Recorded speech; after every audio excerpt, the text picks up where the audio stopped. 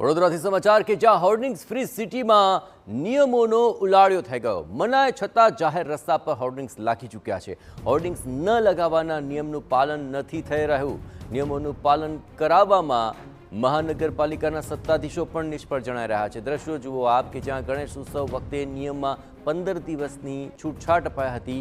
નવરાત્રિની શુભકામનાઓના બેનર્સ લાગ્યા શહેરના આ રસ્તાઓ પર, જે સ્પષ્ટપણે દેખાઈ રહ્યા છે. મતલબ કે નિયમોનું કોઈ જ પાલન કરવામાં નથી આવી રહ્યું અને સત્તાધીશો તેનું પાલન કરવામાં સફળ જણાઈ રહ્યા છે.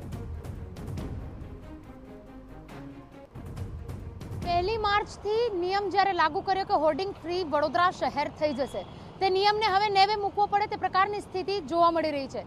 ગણેશોત્સવ દરમિયાન 15 દિવસ પૂરતો જે નિર્ણય છે તેને મોકૂફ રખાયો હતો, સ્થગિત કરાયો હતો.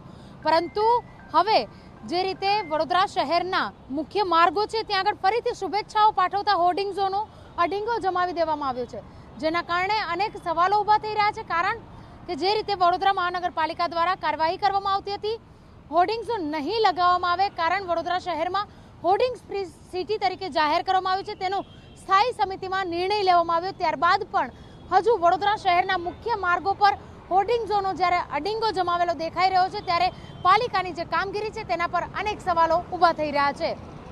કેમેરા પર્સન રોહિત ગોયલ સાથે અંજલિ ઓઝા, TV9 વડોદરા.